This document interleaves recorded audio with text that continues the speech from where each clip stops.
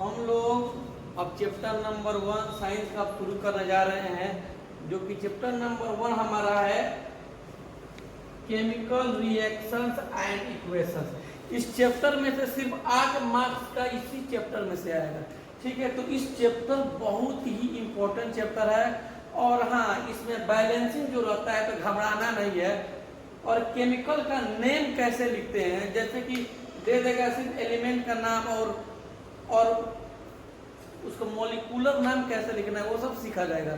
और हाँ, एक एक टॉपिक को सीखता है, बिल्कुल घबराना नहीं है, एक भी टॉपिक छूटेगा नहीं। और हर टॉपिक को हम लोग डिटेल से पढ़ेंगे, सारे टॉपिक को पढ़ा जाएगा, हर एक टॉपिक। जैसे कि अब हम लोग का फर्स्ट टॉपिक शुरू होने जा रहा है केमिकल। केमिकल क्या होता है जस्ट अभी शुरू होगा।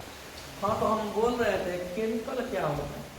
कोई भी सब्सटेंस हो, वो किस चीज से बना है, उसका क्या कंपोजिशन है, मतलब उसमें कौन कौन सा मटेरियल मिलकर बना है, जब उसके बारे में हम लोग बात करेंगे तो उसी चीज को बोलते हैं केमिकल। क्या बोलते हैं केमिकल। जैसे कि वाटर का लिए पार्टिकुलेट, वाटर को हम देखेंगे तो वो दो चीजों से मिलकर बना है, एक हाइड्रोजन, दूसरा ऑक्सीजन। तो एक हाइड्रोजन से मिलकर बना है और दूसरा किससे मिलकर बना है, ऑक्सीजन से मिलकर बना है। यानी कि जो हमारा वाटर है उसका कुछ ना कुछ कंपोनेंट है, मतलब किसी ना किसी चीज से मिलकर बना है। तो अगर किसी मटेरियल के उसके कंपोजिशन के बारे में बताए तो उस चीज को हम लोग कहते हैं केमिकल। किससे मिलकर बना है, हाइड्रोजन से और ऑक्सीजन से। ये दो एलिमेंट से मिलकर क्या बना है हमारा, ये दो एलिमेंट से मिला, मतलब इसमें अंदर कुछ रिएक्शन हुआ।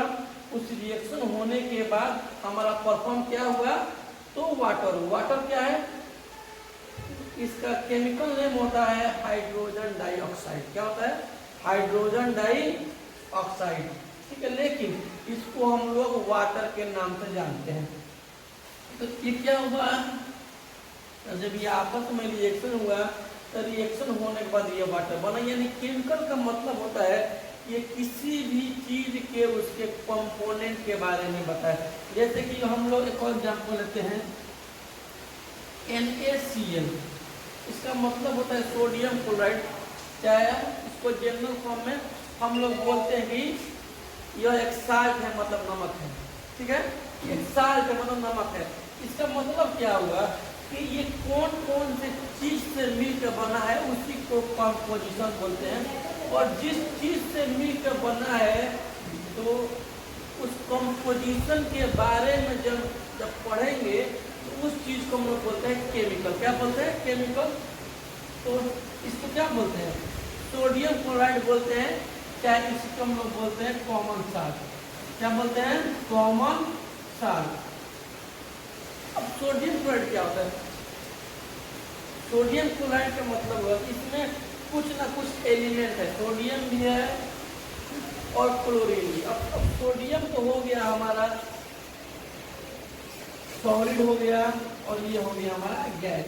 उसी तरह इसमें जो वाटर का मॉलिक्यूल है, जैसे कि एक हाइड्रोजन है, दूसरा हमारा क्या है, ऑक्सीजन है। ये दोनों के दोनों गैस के फॉर्म में आते हैं, लेकिन रिएक्शन होने के बाद किसमें बदल गया, ये लिक्विड में बदल गया। किसमें बदल गया, लिक्विड में बदल गया। लेकिन ये रिएक्शन होने के बाद सॉलिड में बदल गया, इसको सोडियम क्लोराइड बोलते हैं। इसी तरह हम लोग एक एक टॉपिक को समझना है और हर एक टॉपिक को डिटेल में जानना है। तो अब काम कीजिए, इसको पहले एक एग्जाम्पल के साथ इसको लिख लेना है। एक और एग्जाम्पल देते हैं यहाँ पर, हाइड्रोजन प्लस क्लोरीन, इसको बोलते हैं HCl, हाइड्रोजन क्लोराइड। क्या बोलते हैं इसको, हाइड्रोजन क्लोराइड।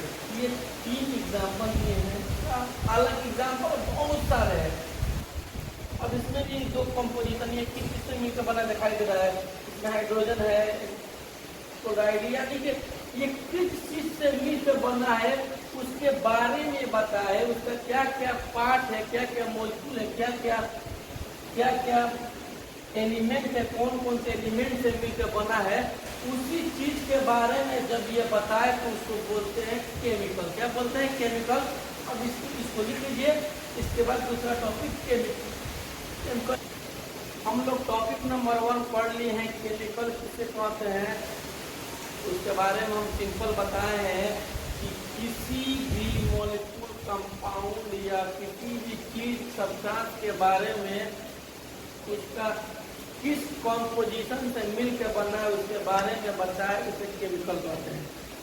अब पढ़ना है केमिकल रिएक्शन क्या होता है, क्या चीज है केमिकल रिएक्शन। तो केमिकल रिएक्शन के बारे में पहले जानना है कि रिएक्शन, केमिकल रिएक्शन होता क्या है।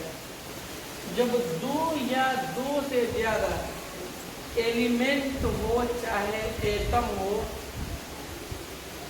आपस में रिएक्शन करते हैं तो एक नया सब्सटेंस बना लेते हैं और इन सारे प्रोसेस को एक साथ मिलाकर कहते हैं केमिकल रिएक्शन।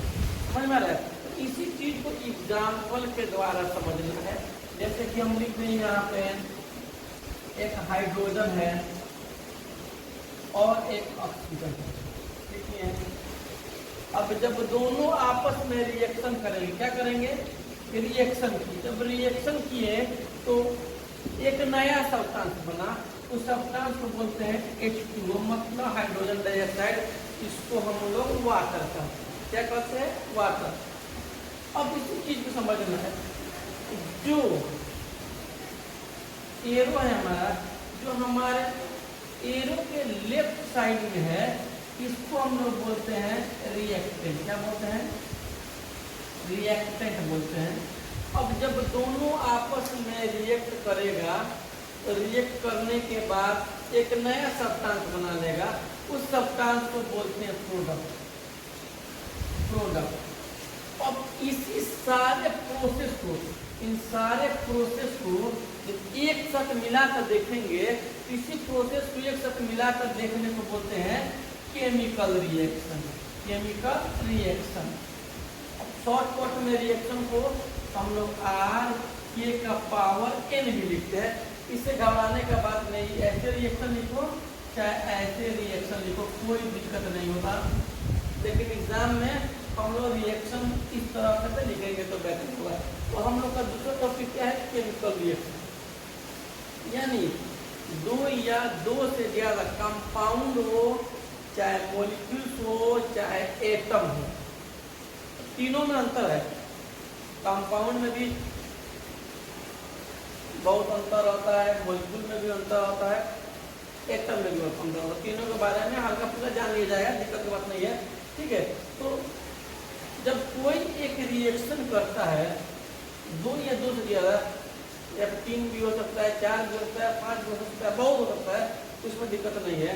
जब ये आपस में रिएक्शन करें, हम लोग सिंपल एग्जाम्पल इसलिए लेते हैं ताकि टॉपिक क्लियर हो, हम लोग को रटना नहीं है। अभी कैसे इसका नाम पढ़ा, हम लोग कैसे होता है इसको, हर एक चीज को जब मॉलिक्यूलर पढ़ेंगे हम लोग, जब हम लोग मॉलिक्यूलर नोमेनक्लेचर पढ़ेंगे तो समझ में आ जाएगा। तो हाइड्रोजन क्या है? एक गैस है। जब ये गैस, फिर ऑक्सीजन भी क्या है? ये भी एक गैस है। जब ये दोनों गैस आपस में रिएक्शन करते हैं तो एक नया प्रोडक्ट बनता है जिसको बोलते हैं हाइड्रोजन डाइऑक्साइड, इसको हम लोग वाटर के नाम से जानते हैं। अभी दोनों को एक साथ मिला देंगे और मिलाने के बाद जो भी प्रोसेस हुआ है उस प्रोसेस को हम लोग बोलते हैं केमिकल रिएक्शन। ये मैं टॉपिक नंबर 2 था। चलिए इसके बाद एक और एग्जाम्पल देखते हैं हम लोग। मान लो कि यहाँ पे लिख दिए नाइट्रोजन, नाइट्रोजन होता है। फिर यहाँ पे लिख दिए हैं ऑक्सीजन, क्या लिख दिया? ऑक्सीजन। अब ये भी तो दोनों आपस में रिएक्शन करेगा तो कुछ ना कुछ जरूर बनाएगा। अब इसमें बहुत सारे फंक्शन होता है। उसी तरह मान लो कि यहाँ पे लिख दिए हैं सल्फर, यहाँ पे लिख दिया ऑक्सीजन, ये भी रिएक्शन करेगा, यह भी कुछ ना कुछ बनाएगा। यानी कि रिएक्शन करने के बाद जो भी कुछ बनाए, उस प्रोडक्ट को हम लोग क्या कहते हैं? उसको सब